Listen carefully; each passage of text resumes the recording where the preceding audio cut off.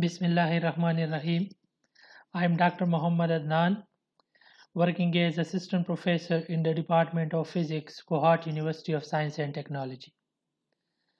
I welcome you to the course PHY 352 Nuclear Physics 1.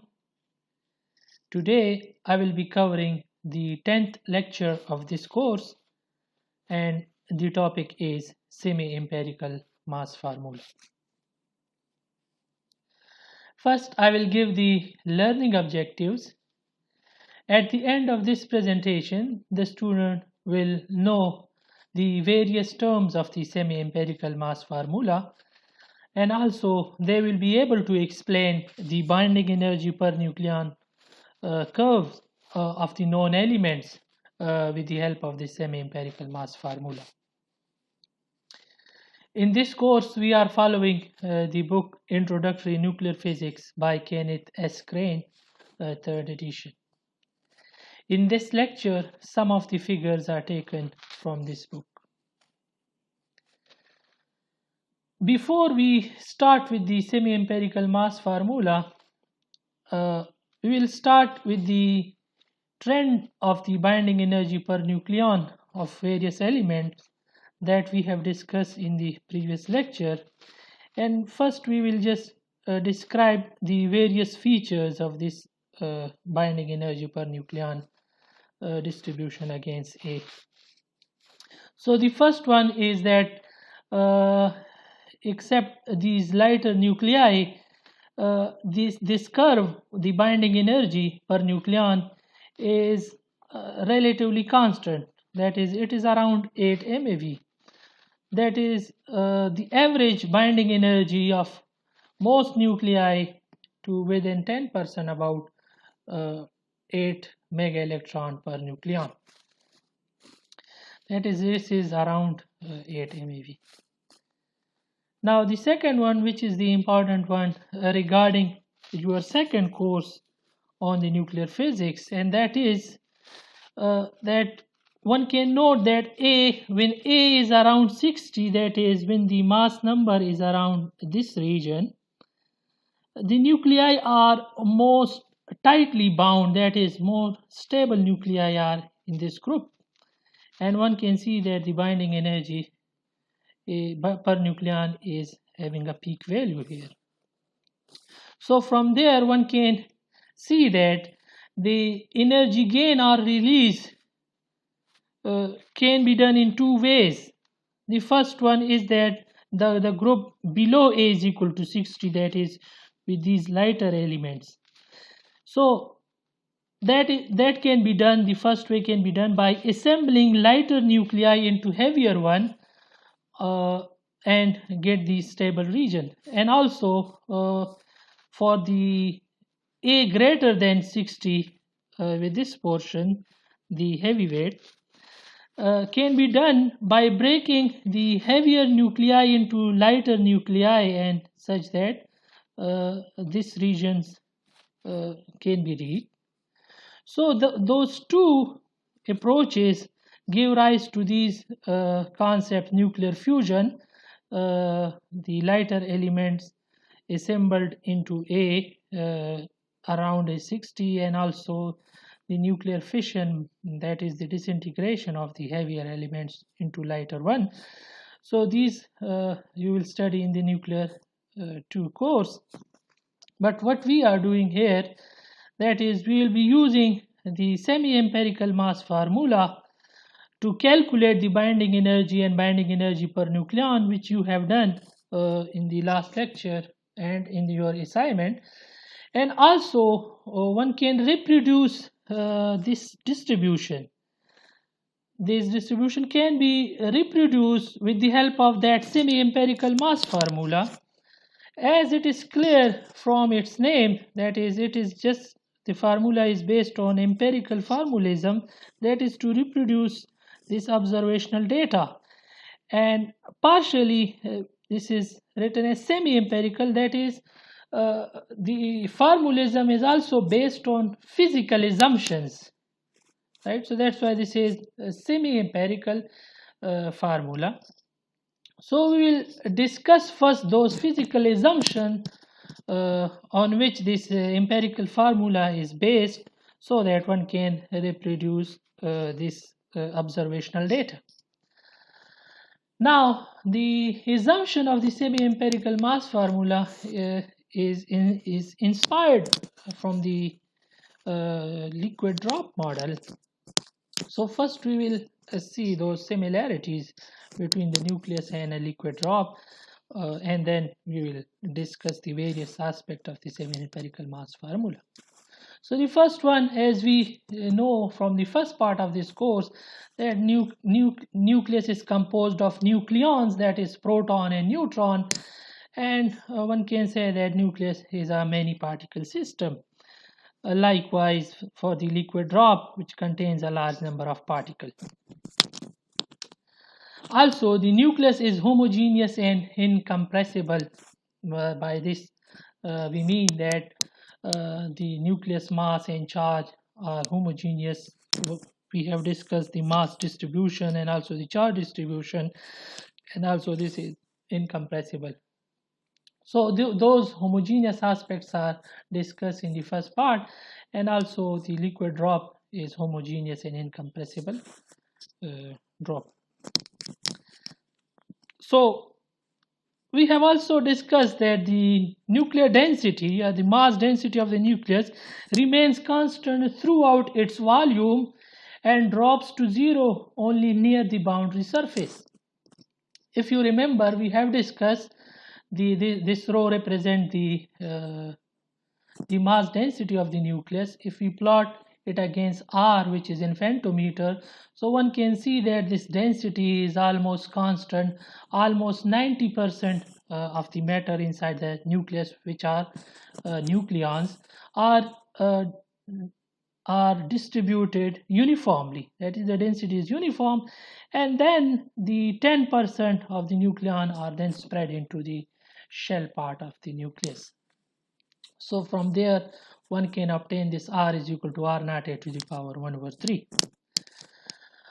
We will discuss this thing as we will use this R is equal to R naught a to the power 1 over 3 on the coming slides. So if we see this, that the mass density of the nucleus is somehow constant, that is the number of nucleons per unit volume. This A is the mass number, which is neutron plus protons. So this A over volume, that is the mass density, is constant, as I discussed here. So from there one can find out this A will be equal to the constant times the volume. So for a spherical volume, this 4 over 3 pi r cube is the volume. So these are the constant parameter, and from here one can find out this R as some constant times a to the power 1 over 3, where we have discussed this R is having value 1.2 femtometer. So the mass density is somehow uniform across the volume except at the boundary. So that is the case with the liquid drop as well, where the mass density remains constant throughout its volume, unless we are talking about the boundary surface where it is zero. Now we have seen from the mass distribution and then from the nature of the nuclear force that each nucleon inside a nucleus interacts only with its nearest neighbor. That is, the nuclear force is a short-range force. All the nucleons inside a nucleus is not connected with all the other nucleons with the nuclear force, but it is a short-range force. So that is the case with the molecules of a liquid drop, which also interact with its nearest neighbors. And also we will see this portion in the semi-empirical mass formula on the coming slide, that this nucleus also shows the surface tension effect and tends to be in spherical shape in the absence of an external forces. So which is pretty much the case with the liquid drop model, just to acquire the spherical shape due to the surface tension without the absence of an external forces. And also the heat of vaporization, that is the evaporation of drop, droplets of a liquid can be compared with the binding energy to the nucleus. That is, the evaporation is pretty much the case with the disintegration of the nucleus by providing energy, and here by again providing energy it will evaporate. Similarly, on the last slide I have discussed that the fission and fusion process is also there. That is the case with the liquid drop as well. That is the fission of a larger droplet into two smaller ones, and the fusion of two smaller droplets into a larger one can be compared with the fission and fusion of a nuclei. So these are the similarities between the nucleus and a liquid drop. So the semi-empirical mass formula is partially inspired by the liquid drop model, and based on these physical assumptions there is an empirical formalism which can reproduce the binding energy per nucleon curve. So based on the same empirical mass formula, the binding energy can be expressed in these various empirical terms, which are pretty much based on physical assumptions. Now, the first one, I told you that we will discuss all these terms one by one. Now, the binding energy, according to the empirical formula, is proportional to the volume term. The first one is the volume term, which is positive. This AV represents the volume constant, and this is known as the volume energy because this is binding energy, and these all are in energy dimensions. So the first one is the volume term, the second one is the surface term, the third one, because in those nucleons protons are also connected with the Coulombic force as well, so there is a Coulombic term as well. And the last two terms are known as the quantum corrections to the semi-empirical mass formula, and these two terms will be discussed in the coming lecture. So today we will be discussing these three aspects of the semi-empirical mass formula in the binding energy, and once we complete this portion we will be able to reproduce with the help of this empirical formula to reproduce the observational data as we have discussed in the previous lecture. So we will start with the binding energy formula and we will discuss term by term. So the first one is the volume energy, the first term, which is positive. Now, according to this term, the binding energy is linearly proportional to the number of nucleons, right? That is, if one divide this A across this equation so that one can get this B by A is equal to constant. So from the first term of the semi-empirical mass formula, which is the volume energy, so from here one can have this binding energy is equal to AV, which is a constant. Now if we plot this thing, so that if we plot this binding energy as in the observational data, binding energy against the nucleons number, so this expression will give us just a horizontal to the x-axis, that is a constant thing.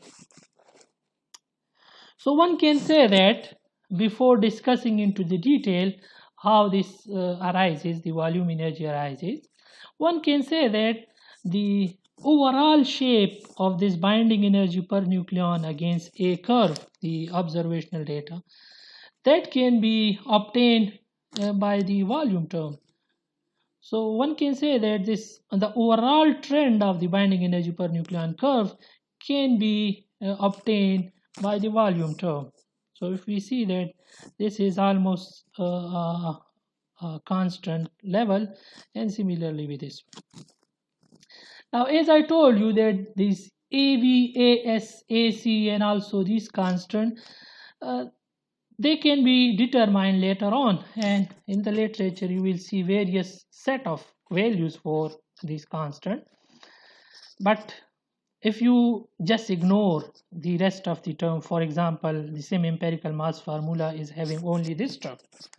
So one can say that then the value of this AV will be around 8 mega electron volts, and this is mostly around 8 mega electron volt. So if these constants are not there, these terms are not there, so then binding energy will be equal to AVA, so that binding energy per nucleon is constant, so that constant will be having a value 8 mega electron volt. Now we will discuss the values of the constant in the coming lectures. Now, how the volume energy arises. So if we see from here that binding energy is proportional to the number of nucleons. So the number of nucleons, we are calling this the volume energy. So one can say that this binding energy is proportional to the volume, right? And spherical volume are 4 over 3 pi r cube, where this r is given by r naught a to the power 1 over 3, as I have discussed on the slide where we were discussing the similarities between the droplet and the nucleus. So if we use this figure here, so the binding energy will increase if we increase the volume. Increasing the volume means increasing the number of nucleons A. So this A is directly related with this volume. Greater volume means greater number of nucleons, and large number of nucleons within a volume means greater binding energy. Since every nucleons, these reds are say protons, and these white are neutrons, such that they are connected through the nuclear force. So if we have more nucleons inside a nucleus, it means we have greater stability. Greater stability means more binding energy. So that is the volume term arises from this concept that more of the volume, more number of nucleons will give rise to more binding energy. So if we use this R value here, so that this will be equal to 4 over 3 pi, and instead of this r cube, we will be having r naught a to the power 1 over 3 times cube. Now if we see this 4 over 3 pi r naught, as I told you, the value of r naught is 1.2 femtometer. So these are just constant factors, so that this binding energy is equal to constant times the nucleon number.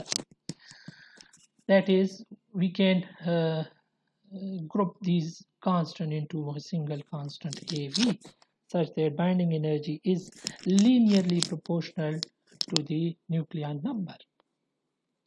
Now this linear proportionality of binding energy and the nucleon number is somewhat surprising, but this gives us information about the nature of the nuclear force, because one would expect, if this nuclear force is not a short range force, then one would expect that each nucleons will be attracted by all the nucleons. That is, let's say this nucleon is interacting through the nuclear force with the neighboring neutron and also these remote neutrons as well.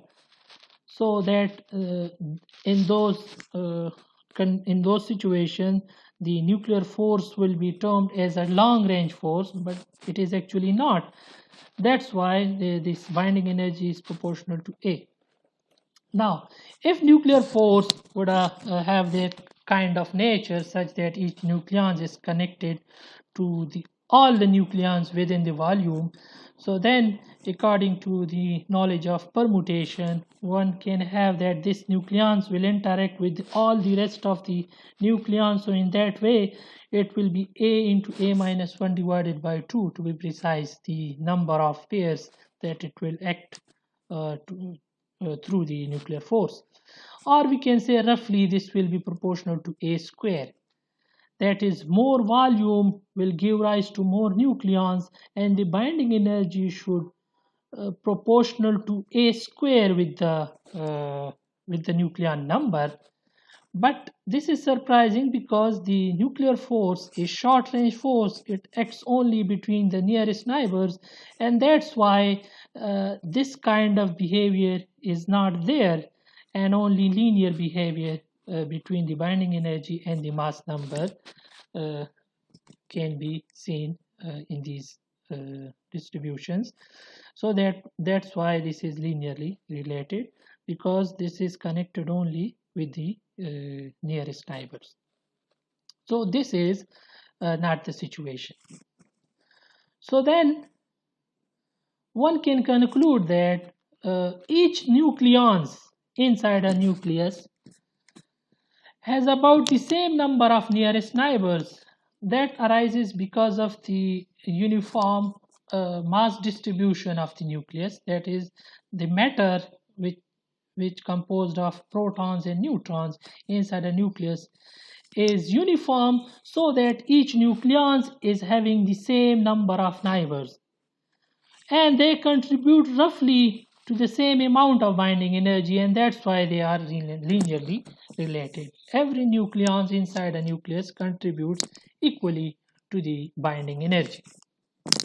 So that's all about the volume energy in this empirical formalism, which arises because of the volume energy, and that is proportional to the volume by volume. That is, it is proportional to the number of nucleons, the total number of nucleons.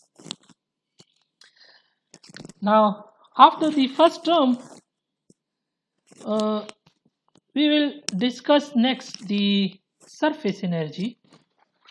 Now, the surface energy is having this form, that is, binding energy is equal to minus AS a to the power 2 by 3, where this AS is the surface constant, and this energy contributes as 2 over 3 times the number of nucleons.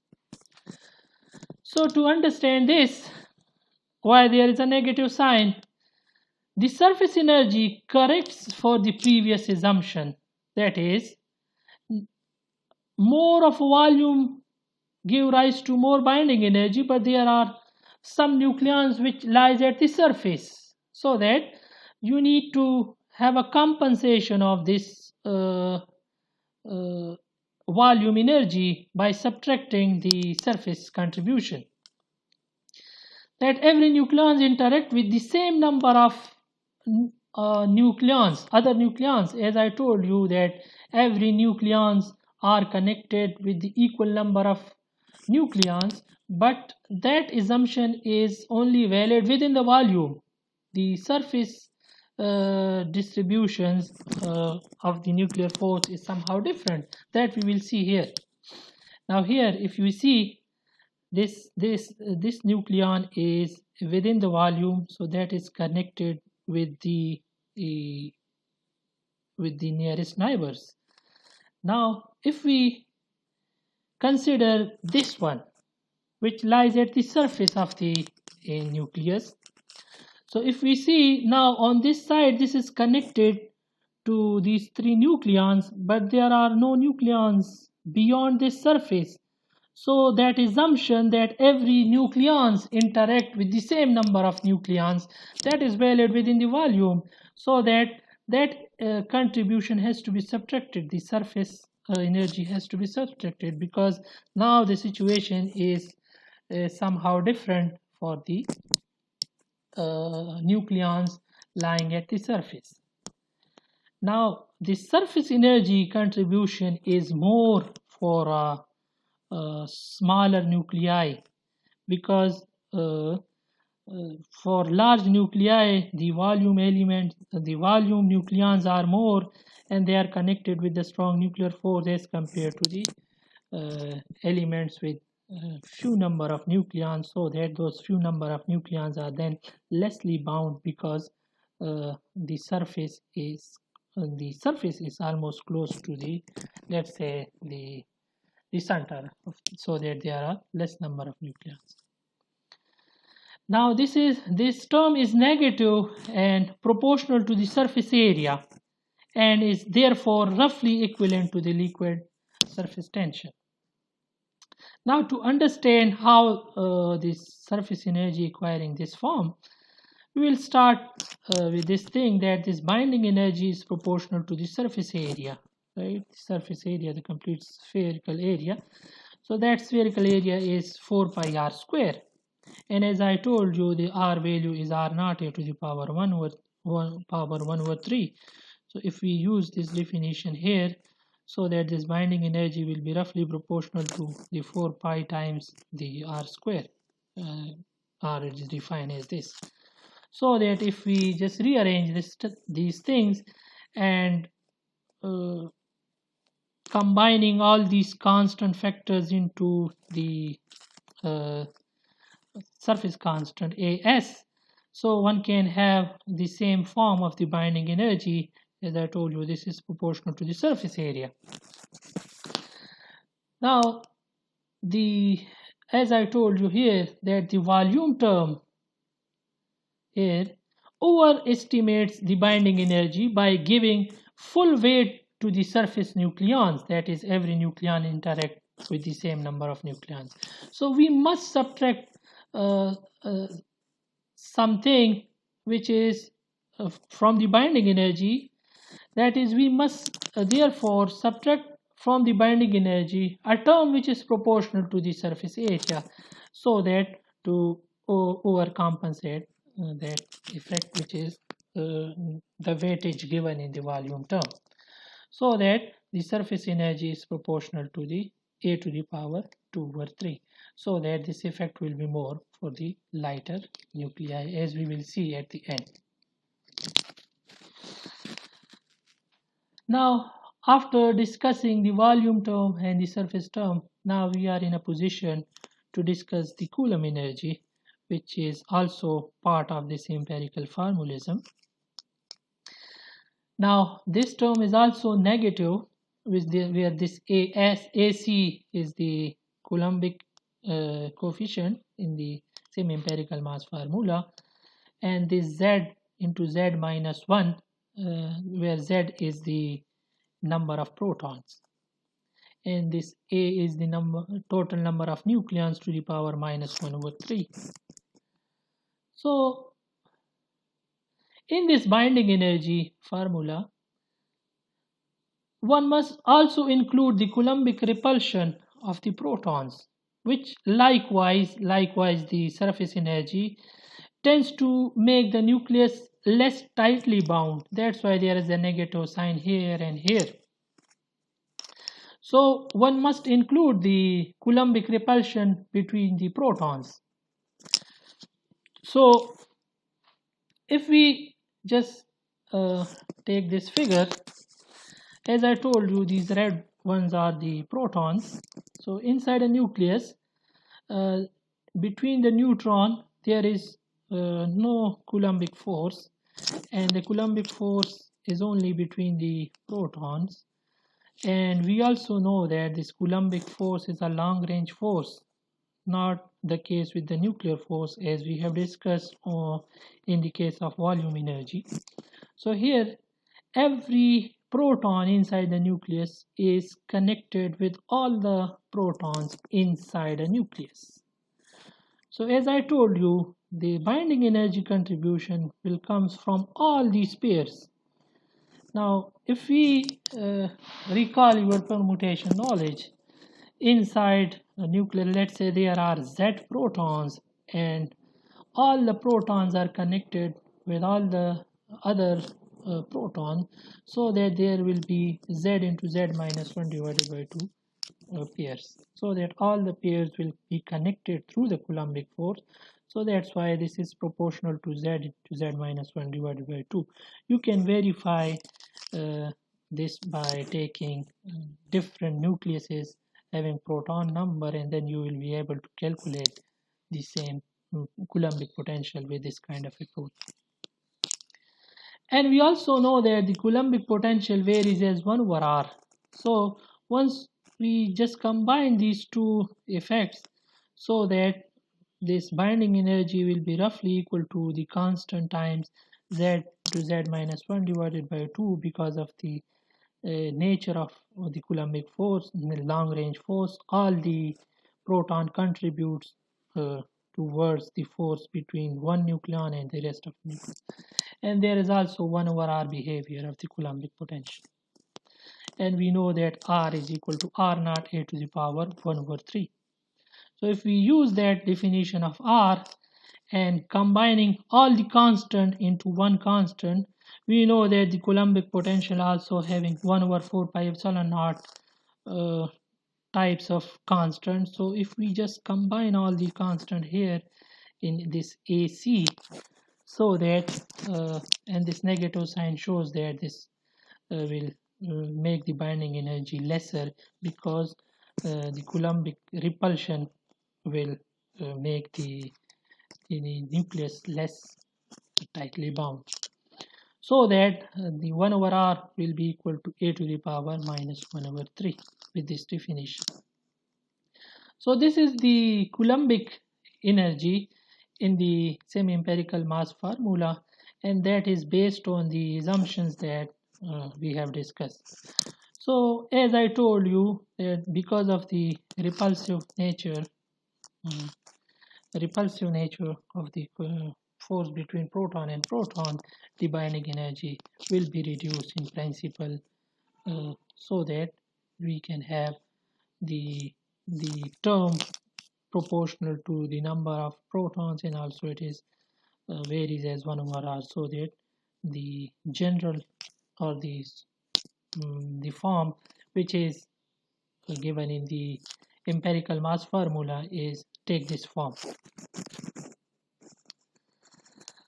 So if we just see graphically the contribution of all these terms and comparing these factors with the observational data of the binding energy per nucleons against the mass number. So here the binding energy per nucleon is plotted against the mass number A, as in the case of the observation. So these are the results of the semi-empirical mass formula. So as I told you, that the volume term just gave the overall shape, that is the binding energy per nucleon is roughly constant. So that is the first term.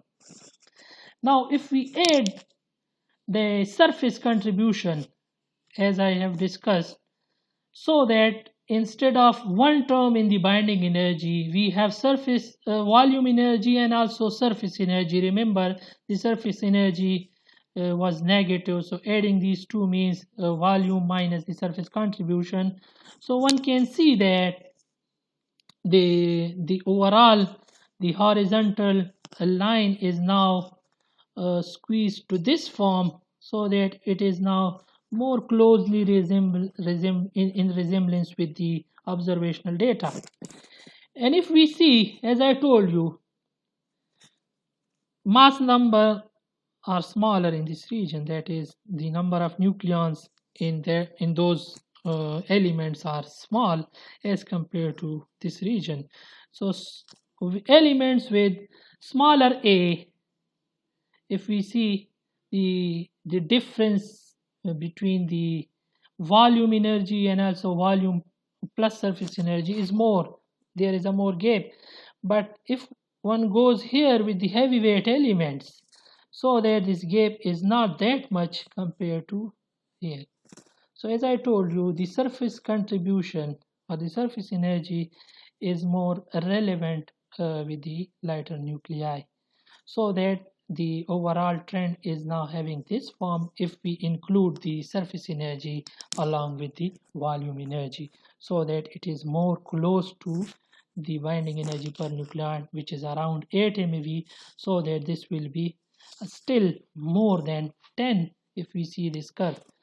This curve is taken from your course book, the Crane book.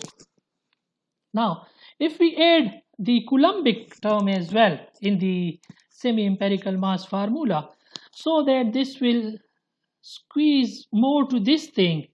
Now if we see, this is a 10 mega electron volt, so now this is more close to the 8 mega electron volt energy per nucleon. That is because if we add the Coulombic contribution to the volume plus surface energy. Now if we see here that these two curves are having very small difference once the A are small. A small means number of nucleons are lesser, and that means automatically the proton number is small in those elements, so that Coulombic repulsion are not significant here in this region, so that there is not much difference between this line, which is for the volume plus surface, and also this line, which is volume plus surface plus the Coulombic contribution. But as one move here to the elements with large A, so that there are more protons. So more protons means more Coulombic repulsion, so that this gap is more here in the region where A is greater as compared to A with smaller A. So we have reached to this point in the semi-empirical mass formula. In the coming lecture, we will discuss the asymmetry and pairing term as well, the quantum correction part, so that this binding energy curve, which is an empirical formalism based on physical assumption, this will be more close to the observational data. So we will complete this empirical formalism in the next lecture by also explaining the quantum correction terms as well. And after that, we will discuss the various applications of this semi-empirical mass formula, and you will be able to have the assignments as well. So with this, I thank you for your time.